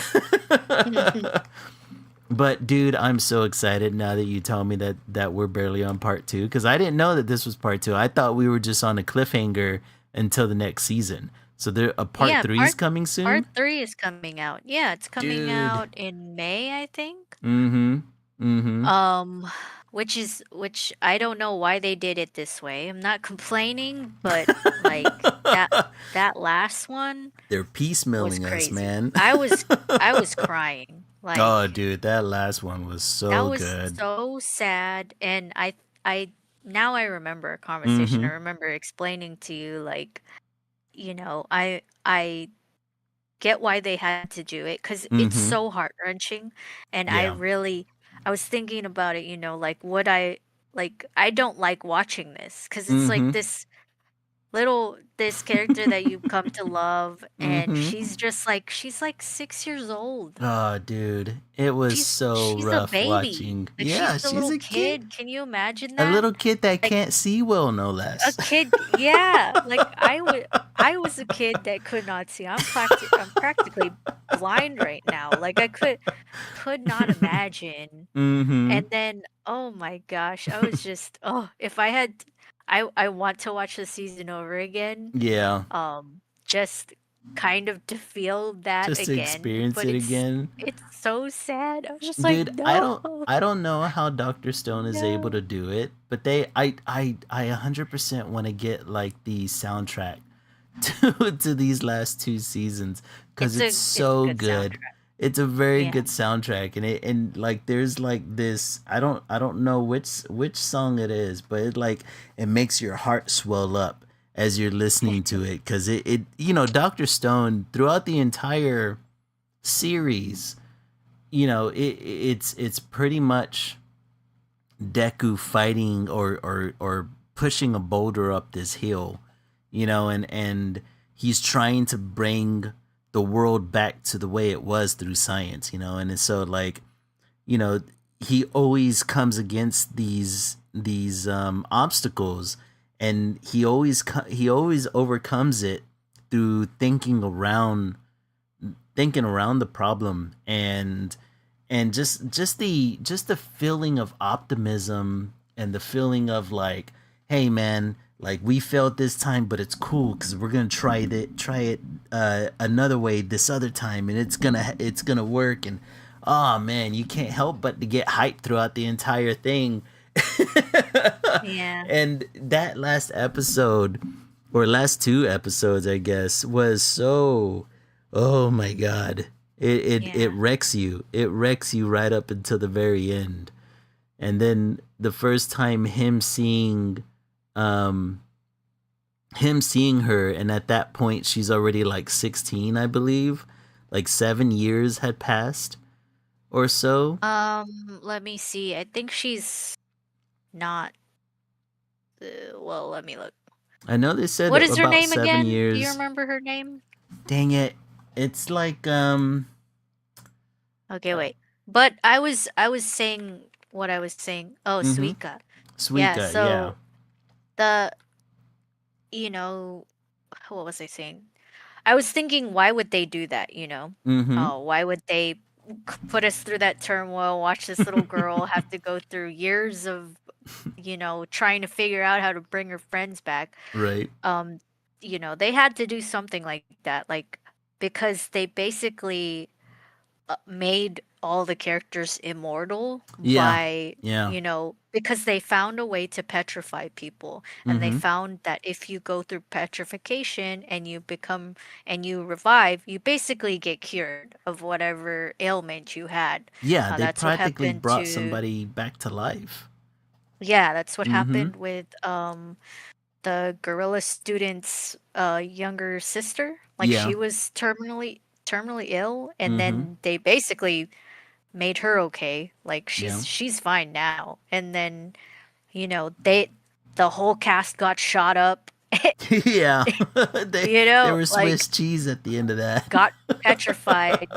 They were just Yep. like, yeah, it's okay. We'll get petrified and then we'll, revive, right? Mhm. So they had to do something to break the audience's hearts and also like keep there them from getting angry. yeah, there Because had to have been a cost somewhere, but at the yeah, same time, because you know. the audience will get angry at some point. Like they'll get bored. Like that's Mm-hmm. what happened with Stranger Things. Like the Yeah. last season, no one died. Yeah, That's exactly. kind of crazy.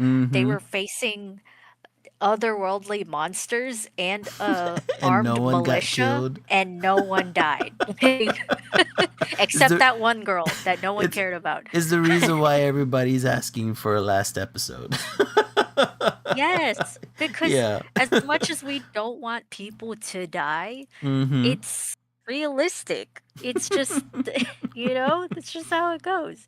But Yeah. okay, so I looked it up. Suika, okay, I thought she was 6. She's not 6, but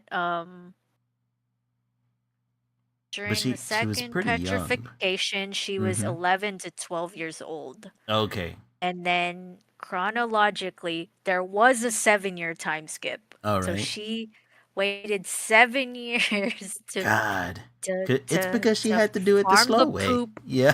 Yeah, Farm the to poop farm the poop to get and nitrous. to yes, oh, poor baby. And she turned, yeah, so I do remember reading that she was the other girl's age by the time everyone Wow. revived. She's That's roughly insane. 17 to 18 years old. Mm-hmm. Yeah, Mm-hmm. which But is yeah. crazy. Yeah, you're right. Right. They had to establish some sort of stake um in Risk, order yeah. to yeah, some sort of risk in order to justify the fact that they've kind of introduced immortality to the story now. Hmm.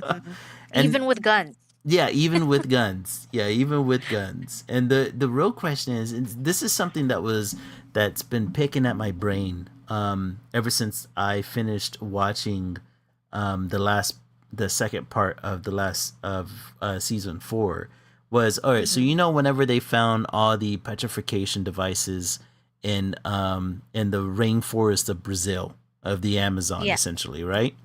Hmm. For some reason, all of these petrification devices were stacked together, and it looked like a Mayan pyramid. Like a pyramid. Yeah. Yeah.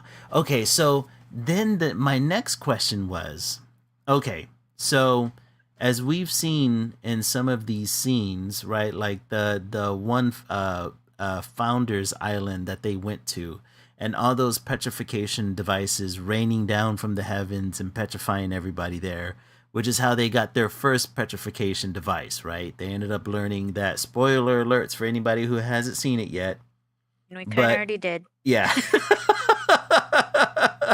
But they ended up learning that, you know, these petrification devices are activated by voice, and then you have to give the diameter, Radius and yeah, the the radius, time.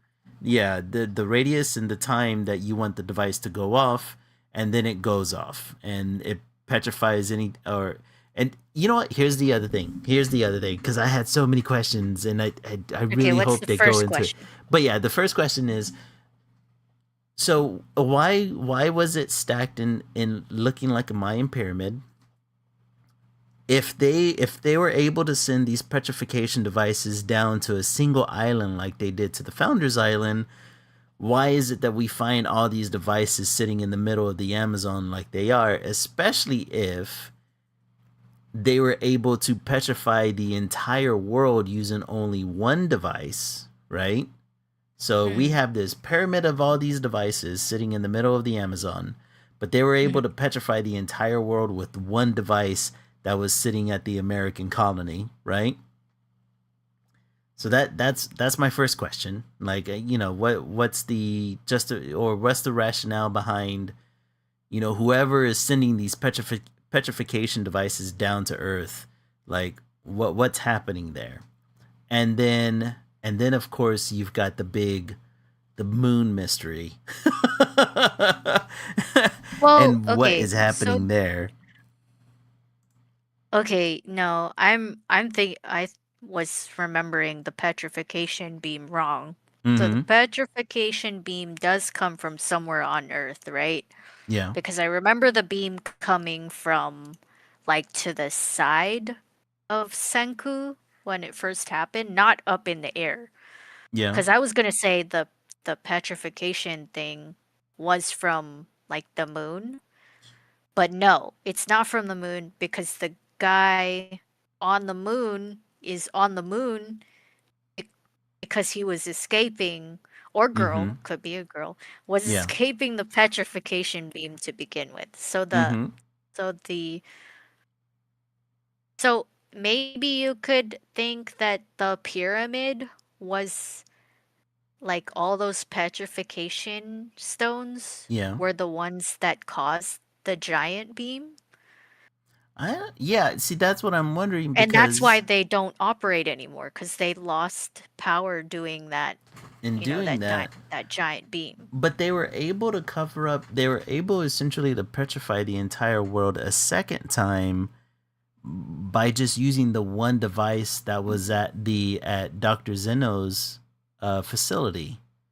So Oh, yeah, yeah, yeah, yeah. That's why they all got petrified, right? yeah, that's how they Wait, all did got they? petrified again. Okay, wait. Did they all get petrified Mm-hmm. or It covered the entire world again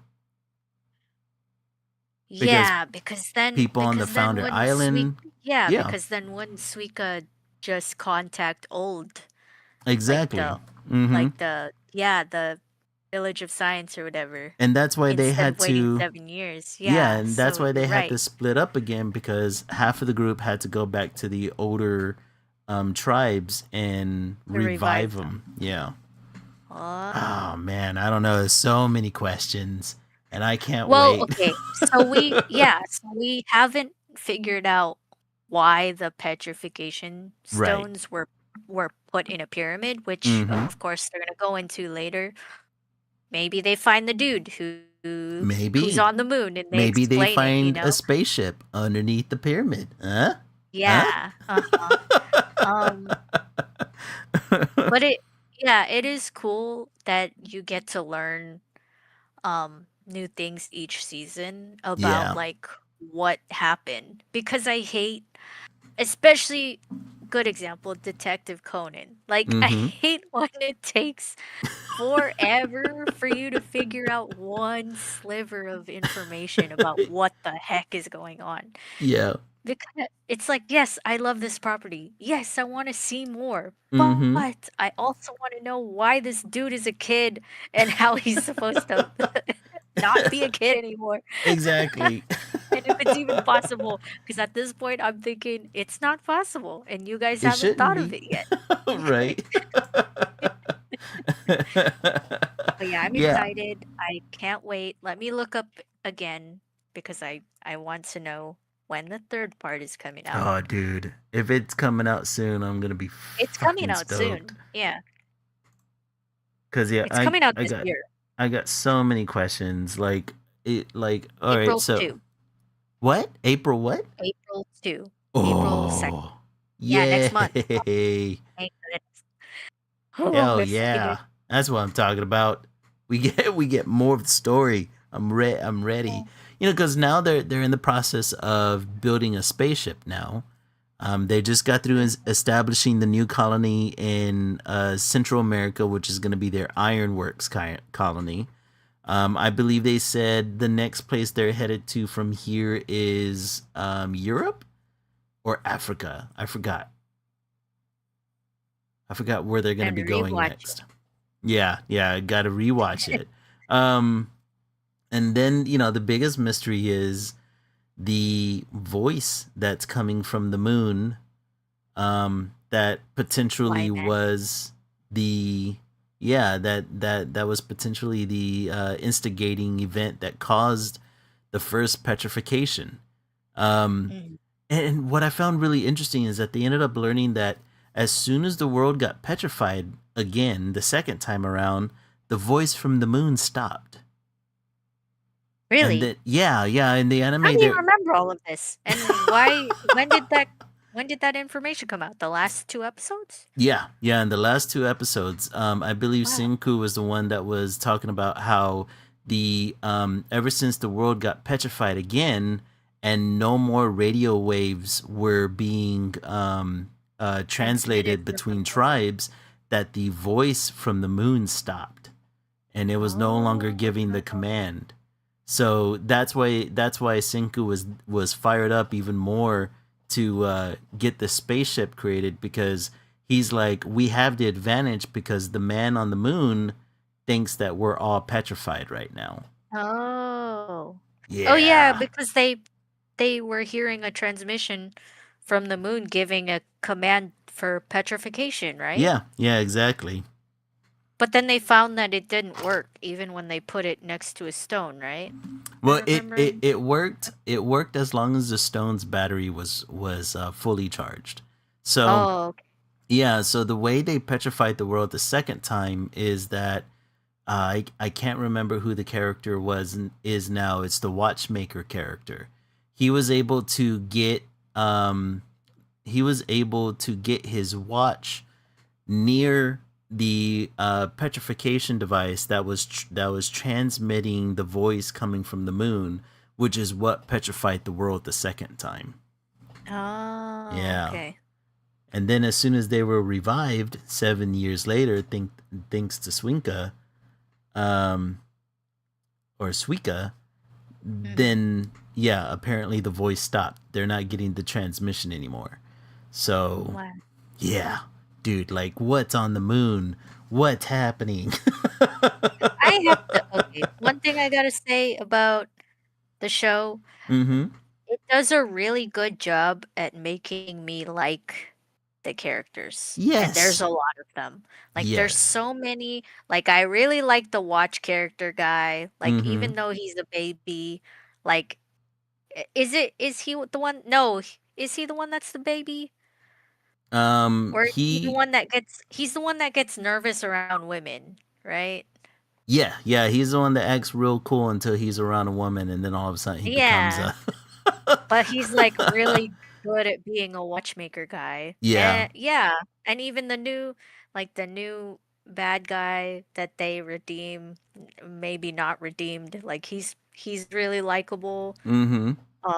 The character cast is so big. I even like the other dude. There's so many of them that I Yeah, there's don't so remember many. Which one are you talking about the specifically? the spear guy. Oh yeah, yeah, yeah. The one that where his mouth is Like, covered. yeah, he was Yeah. a dick. Yeah, He's but still he kind was of the a dick, one. but I Yeah, he was like the him one that too. actually died before the petrification, and it brought him back to life, which is Yeah, I know. I was crazy. like, please don't Yeah. die. I just started liking you, you asshole. Right? You were finally a cool character. You were cool, and then now you're dead. It's true, man. It's really good, and they do such a good job. I love it when they do a good job at making me like all of the characters when there's Mm-hmm. such a huge cast. Um, My Hero does a good job at doing that. Yeah. Demon Slayer is doing a good job at doing that. Like, oh, good job, you guys. Way to Great, go, great guys. writing. I'm loving this stuff so far. Like Yeah, I love I it.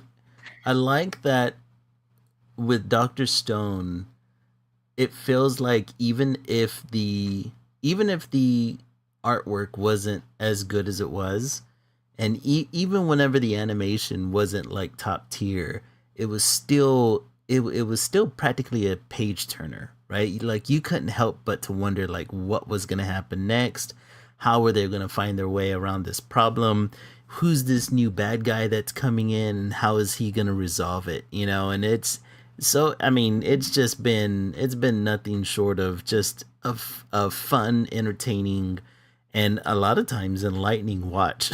Because I didn't know. I like how every time they introduce a new scientific invention, at the end of the episode, they're like, "Please don't reproduce these Don't experiments try this at unless." home. Yeah, unless you have an expert with you, because apparently the experiments will work, but you want somebody. You need an adult in the room. You know what I mean? Yeah, like the one where they make the bombs. Yeah, exactly. It's such a good series, man. I'm so excited that it's coming out in April. I'm so hyped for it. Yeah, I'm It's glad you it's caught so up. good. Now to get caught up with Demon Slayer. That one's good too. You should definitely do it. But otherwise, oh man, we are 21 minutes past the hour. Um, let's just go ahead and show off what we got so far. Let's see here. Dude, I like the. Are you? Is this another one that you're thinking about turning into a tattoo? Because that looks fucking awesome. I still haven't released the other one for tattoo, but I did Mm-hmm. release it as a shirt Nice. on Etsy, which Yeah. Mark has kindly bought. Thank you, Mark. Um, but yeah, so here's my lineup for mm-hmm. my zodiac Pokemons. You guys already saw Rapidash's the for the horse. Mm-hmm. I'm thinking Arcanine is fine for Year of the Dog because they're technically a dog. So Mm-hmm. that one works for Year of the Snake, which was last year. That's why I decided to do it for this stream. I picked Arbok, um, just because I really like it was that or Seviper. Yeah. Um, you can look up these Pokemons if you don't know who they are. But Arbok is a classic Pokemon from Yeah. the first generation, so you can't really knock it. I also really like purple, so that's why I picked It is a good Arbok color. over Seviper, yeah. Mm-hmm. And yeah, I really like how this one came out. Um, for Rat, I picked R Ratata? Yeah. Ratata? Yeah. Ratata. Ratata. Yeah. Yeah, Ratata. That, of course. For the Year of the Ox, I picked Tauros. A lot of oldies because mm-hmm. I don't really like the new ones. For a Year of the Tiger, I picked Raikou, which mm-hmm. is a legendary Pokemon. For Rabbit, I didn't pick Lopunny, which is the um the furry one. It's a Lapani Batman. Yeah, no, I didn't pick Lopunny. I'm thinking I'm picking Plusle and Minun for the rabbit Pokemon. mm-hmm. Um for Dragon, I picked Rayquaza. All right. For Goat, I picked Go-Goat. I think this Okay. is a newer Pokemon, but it fits. I'm not familiar And with them, its so he's got to and be its new. name yeah, and its name is Go-Goat, so that's pretty cute. For Monkey, I think I'm gonna do Apom, okay. which is they're also purple, so pretty cute. Yeah. Um, Rooster, I think Combuskin, which is a middle evolution Pokemon. All right. Um, Not a lot of people like the middle evolution Pokemons, but this one looks the most like a rooster. Um, and for Pig, I think I don't know if I'm gonna pick Pig Knight. Mm-hmm. It's a cool design, but I might pick Lechonk because Lechonk is just funny. That's That the is funny. funny. So Lechon. So when that Pokemon came out, it's a newer generation one. Uh-huh. I only know this one because lechon in Tagalog in Filipino is roast pig. Oh, really? So yeah, and they named it lechon, which is Now you have to you go know with that one. for chonker. Yeah, like there's just so many good memes with this one, and it's right. pig. So yeah, I'm just gonna pick lechonk for pig. Yeah, that's my lineup, and this is how Arbok turned out. I think they look pretty good. I'm yeah. gonna do a little bit more stuff for the shirt or whatever. I don't know, but Add some yeah, graphic design to it. yeah. It looks good, man. It came Thank out you. really well. You gave Thanks. it some really good dimension. I tried. But other than that, I think that should take care of us. We didn't talk about yours. Oh well, I don't know if I got that far. I started adding highlighting To Mhm. mine, and I think I'm getting a little bit too. I'm gonna be my own worst critic here, but I think I'm getting a little bit too airbrushy with it, and I need to go with harder paint strokes and stop blending everything in so it doesn't look muddy. But Mm. I'm gonna keep hammering away at it. I'm gonna see where I can take it. Cause Yeah. I mean, once I'm done with the painting, I'm gonna completely take away the sketch line work, and then I'm gonna go in and like try to make this look like a traditional painting without any kind of like hard outlines. So we'll see how it comes out. Yeah, I'm excited. Thank you. But I mean, other than that, I've also the other style that I wanted to play around with some more. Since you mentioned it last stream, was the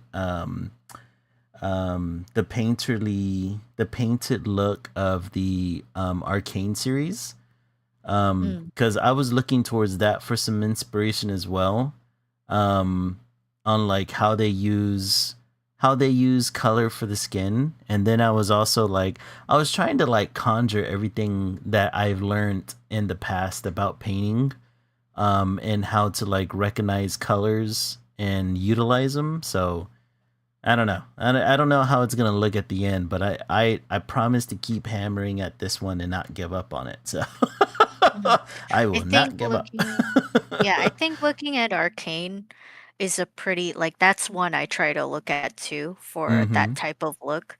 It's such a good emulation of 2D into 3D space. Seriously. Yeah. Um yeah, and the way that they paint skin is, yeah, very brush strokey, not Mm-hmm. not a lot of blending, Yeah, only in specific.